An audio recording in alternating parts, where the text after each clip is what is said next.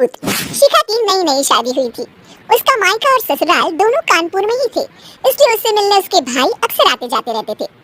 ये बात शिखा की सास मीना को बिल्कुल पसंद नहीं थी। मम्मी जी, आज राहुल भैया आ रहे हैं। कौन, तेरे चाचा का लड़का? जी मम्मी जी। अरे पर वो तो दिल्ली में रहता है ना? हाँ मम्मी जी, उन्हें कल सुबह दिल्ली के लिए निकलना है, तो वो आज मुझसे मिलते हुए कल सुबह यहीं से निकल जाएंगी। हमने तो धर्मशाला खोल रखी है ना। कुछ कहा क्या मम्मी जी? मैंने कहा हाँ, आने दे तेरे भैया को, जमकर खातिरदारी करेंगे। अब तो कुछ करना ही पड़ेगा, इससे पहले कि मेरा घर धर्मशाला बन जाए। ये कैसी बातें कर रही हो मीना? सच ही तो कह रही हूँ। अभी इसकी शादी को साल भर भी नहीं हुआ और आए दिन इसके घर वाले आ धमकते हैं। अरे तो क्या हुआ, वो इसी शहर में रहते हैं तो हाल चाल लेने आ जाते हैं। इस बार मैं उनका हाल और चाल दोनों ही बिगाड़ दूंगी। अब बहुत हो गया जी। अरे ये कैसी बातें कर रही हो, हे भगवान। बस आप तो देखते जाइए। शाम को राहुल आता है। नमस्ते आंटी, कैसे हैं आप लोग? हम लोग तो ठीक है, तुम कैसे हो बेटा? मैं भी अच्छा ही हूँ आंटी। बस आज रात के बाद नहीं रहोगे। चलिए भैया, मैं आपको हमारा घर दिखाती हूँ। रात में खाने के टेबल पर शिखा, रोहित कहीं दिखाई नहीं दे रहा। जी भैया, वो ऑफिस के काम से बाहर गए हैं, कल शाम तक आएंगे। अच्छा अच्छा। बेटा, क्या तुम भूत प्रेत में मानते हो? नहीं नहीं आंटी जी, पर अचानक आपको ये ख्याल कहाँ से आ गया? पता नहीं क्यों, कभी कभी मुझे लगता है जैसे रात के समय बैठक में कोई घूमता रहता है। ये आप क्या कह रही हैं मम्मी जी? हाँ, तुम लोग घबरा ना जाओ, इसलिए मैंने आज तक इस बारे में कुछ नहीं कहा। ये आपका वहम होगा आंटी जी, ऐसा कुछ नहीं होता। हो सकता है। चलो अब मेरा सोने का टाइम हो गया है तो चलती हूँ मैं। शिखा बेटा, राहुल के सोने की व्यवस्था वहीं दीवान पर कर देना। जी पापा जी। अब चलिए भी। अच्छा, तो बैठक में सोने वाले हैं साहबजादे। क्या बड़बड़ा रही हो? कुछ नहीं, आप सो जाइए। मीना और महेश के सोने के बाद शिखा और राहुल आपस में बात कर रहे होते हैं, तभी डोरबेल बजती है। अरे आप! सरप्राइज! काम जल्दी खत्म हो गया तो मैं आज ही चला आया। ये तो बहुत अच्छा किया। देखिए राहुल भैया भी आए हुए हैं, आप दोनों का मिलना भी हो जाएगा। कैसे हो रोहित? मैं तो ठीक हूँ भैया। शिखा, मैं भी आज यहीं सो जाता हूँ, राहुल भैया से बातचीत भी हो जाएगी। अच्छा अच्छा ठीक है। मीना आधी रात को उठती है, कंबल मुंह से पैर तक ओढ़ के डंडा लेके बैठक में आती है और देखती है दीवान पर चादर ओढ़े कोई लेटा हुआ है। देखो तो कैसे मजे से सो रहा है बहन के ससुराल में।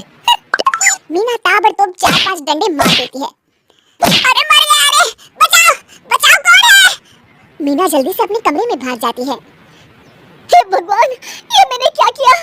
ये रोहित कहाँ से आ गया? लगता है ये नालायक राहुल मेहमानों वाले कमरे में सो गया होगा। आज तो इसकी खैर नहीं।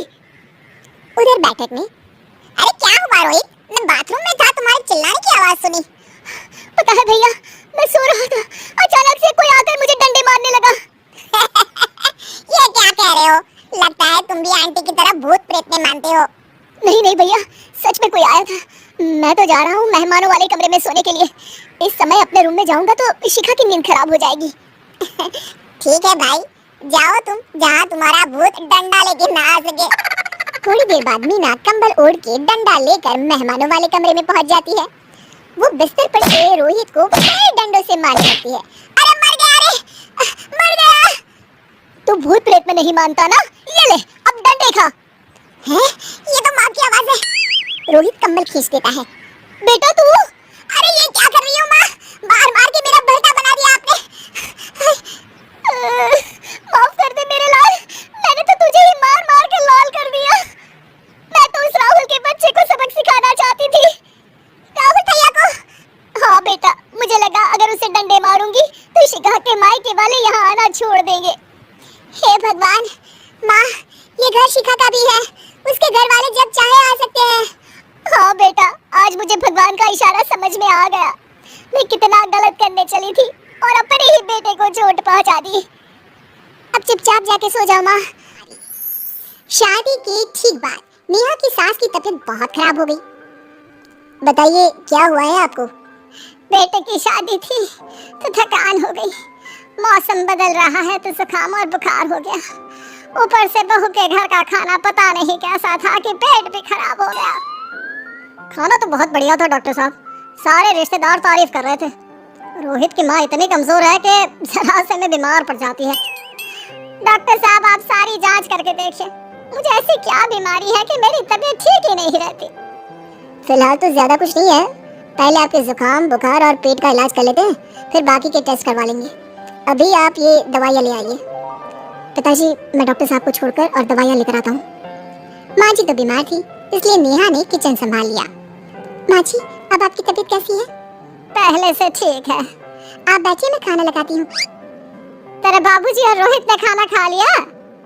रोहित तो टिफिन लेकर ऑफिस गए हैं माँ, और बाबूजी ने खाना खा लिया है। आप शुरू कीजिए। ये क्या, खाने में इतना तेल इतने मसाले?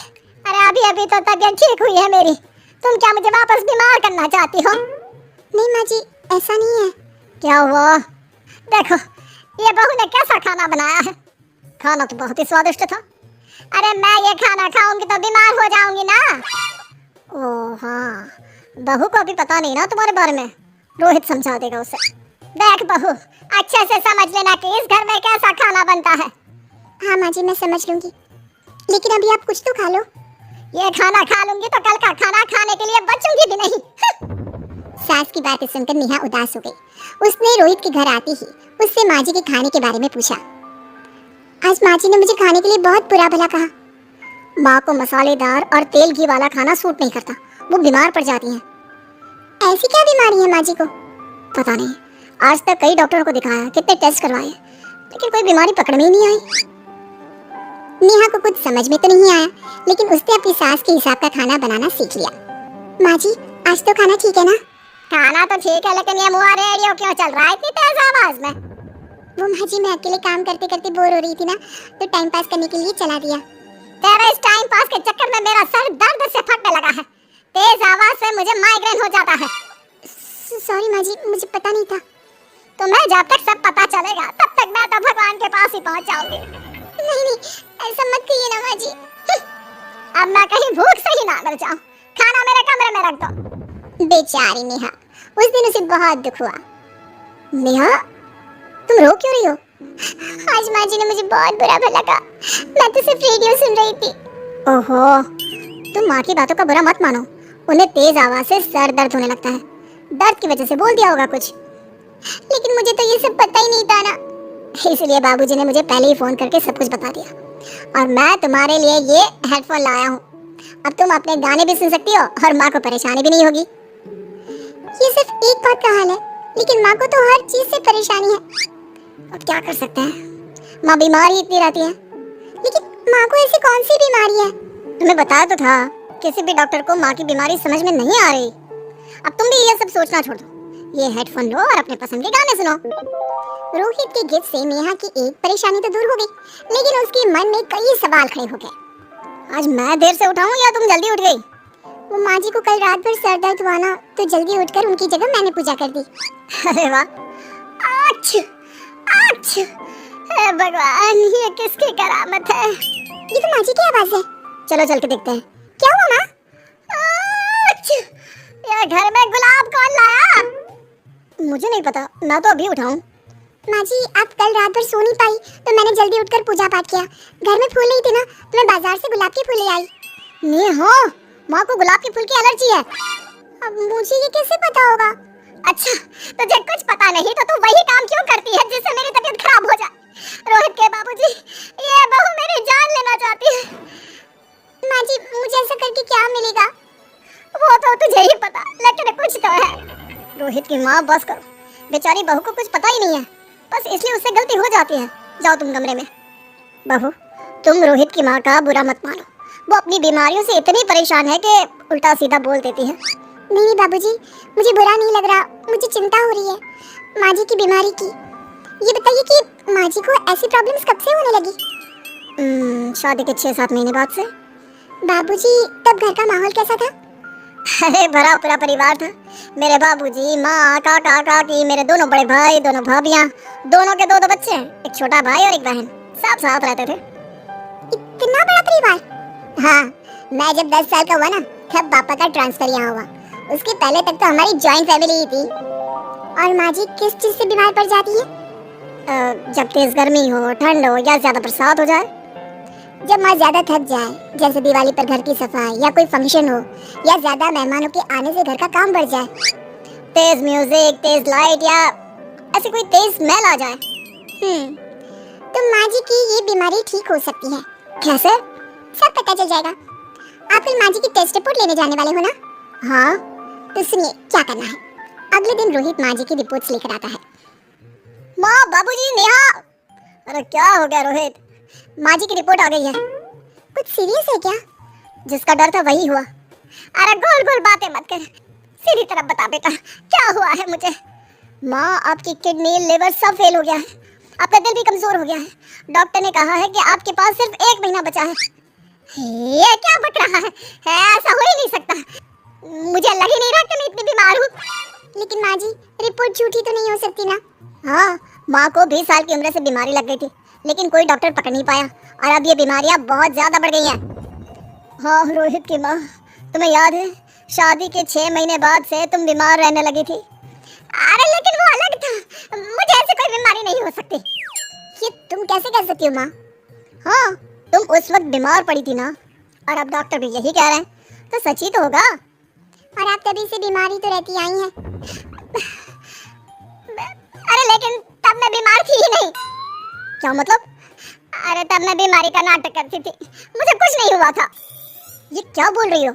हाँ, घर में इतने सारे लोग थे और सबसे छोटी बहू मैं थी, तो सारा काम मुझे करना पड़ता, इसलिए काम से बचने के लिए मैं नाटक करने लगी। लेकिन आपको अभी भी वही बीमारियां होती है ना माँ? हाँ, अगर नाटक था तो ये प्रॉब्लम तुम्हें अभी क्यों होती है? इसका जवाब मैं देती हूँ। माँ जी कई महीनों तक नाटक करती रही, इसलिए इनके दिमाग ने धीरे धीरे इस झूठ को सच मान लिया और इनका दिमाग उन बीमारियों का एहसास कराने लगा। हैं? ऐसे भी होता है क्या? हाँ माँ जी, इसे प्लेसिबो इफेक्ट कहते हैं। जब आप बात बात पर बीमार पड़ने लगी तो मैंने अपनी मामा से बात की, जो एक साइकोलॉजिस्ट है। उन्होंने बताया मुझे। तो ये रिपोर्ट्स? मैंने झूठी रिपोर्ट बनवाई थी नेहा के कहने पर, ताकि आप सच बताएं। यानी मुझे कुछ नहीं हुआ? नहीं माँ जी, और आपकी इस प्रॉब्लम का भी सलूशन है। हम किसी अच्छे साइकोलॉजिस्ट को दिखाएंगे और आप जल्द ही ठीक हो जाएंगी। वाह बहू, मैंने तुझे इतना भला बुरा कहा और तूने मेरी जिंदगी भर की तकलीफें दूर कर दी। थैंक यू और सॉरी बहू। अरे मुझे भी तो सॉरी कहो, पूरी जिंदगी तुम्हारी सेवा की है, वो भी झूठ मूठ की बीमारी के लिए। हाँ हाँ, आप भी माफ कर दो मुझे, बस सॉरी। तो इस तरह नेहा ने अपनी सास की बीमारी पकड़ ली। अंत में बताइएगा जरूर। अरे बहू, चाय ले ले, उठ जा बेटा। अरे मम्मी रहने देती ना, मैं उठ तो रही थी। अरे कोई बात नहीं, खाने में क्या बनाना है वो बता दे। देख लो माँ, कुछ भी जो ये कहे बना लेते हैं। बेटा मैंने तो जो सब्जी थी वो काट दी है, तू बस रोटियां बना लेना। ये हर रोज सुबह का सीन था ममता के ससुराल का। एक दिन पड़ोसन कहती है, अरे बहन जी, सारा दिन काम करती रहती हो, थकती नहीं क्या आप? बहू क्या करती रहती है सारा दिन?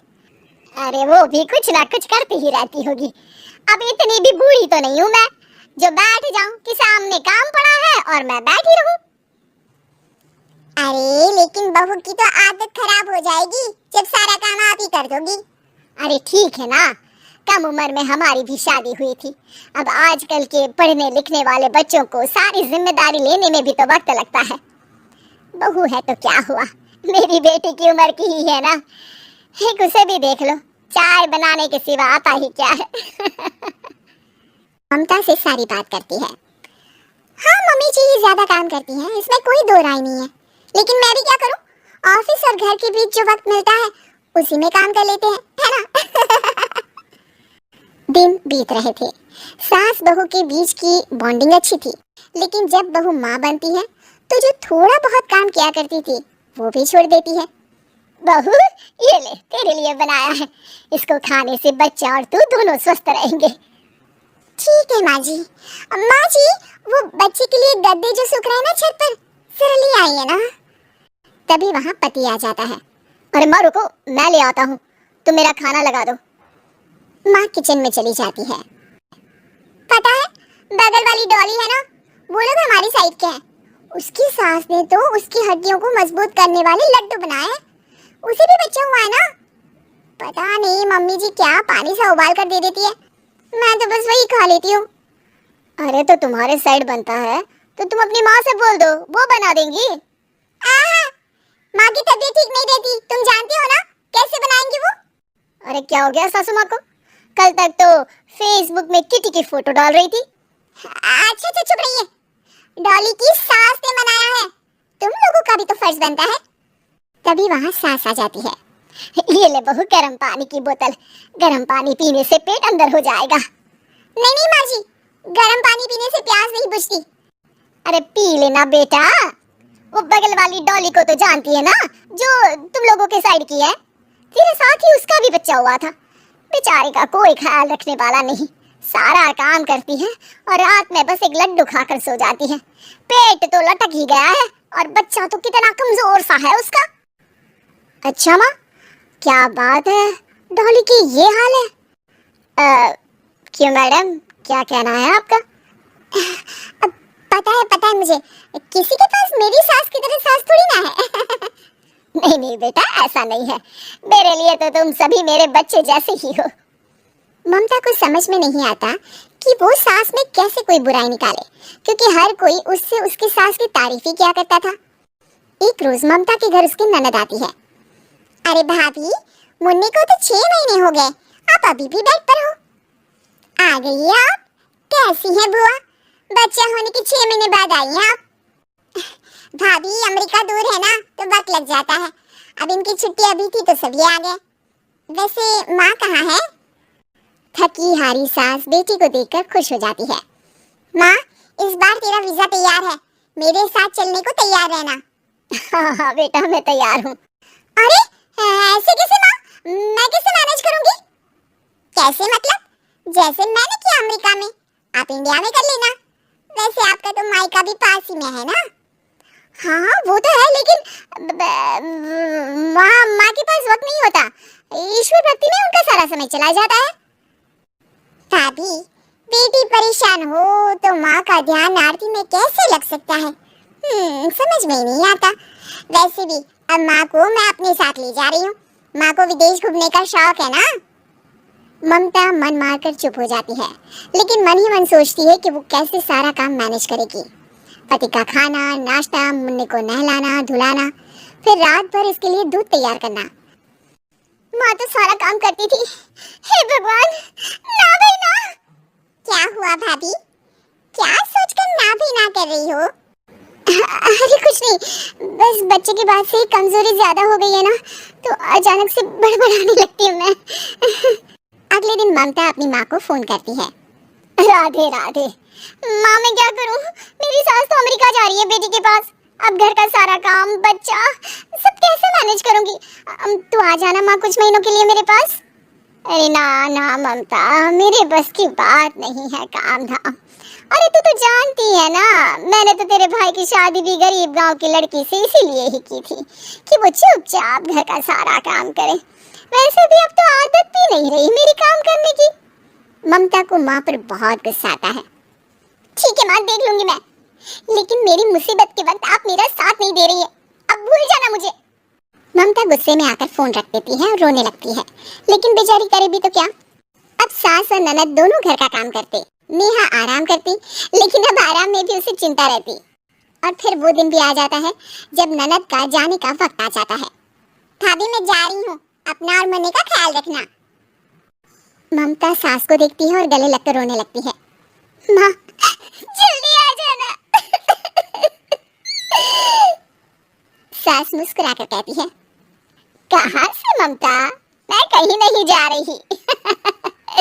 मैंने देखा कि मेरे जाने के बाद से ही तू परेशान हो गई थी, इसीलिए मैंने अपना जाना कैंसिल कर दिया है।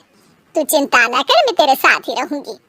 ममता को अपनी माँ की बात याद आती है कि कैसे उसके कहने पर भी ममता की परेशानी को समझने की बजाय उसने मना कर दिया, जबकि सास ने बिना कुछ कहे बहू की समस्या पढ़ ली। हाँ माँ, हम सब साथ चलेंगे बाद में दीदी के घर अमेरिका। आज से आप रानी बनकर रहना और मुन्ने को देखना। मैं समझ चुकी हूँ कि मेरा फर्ज क्या है।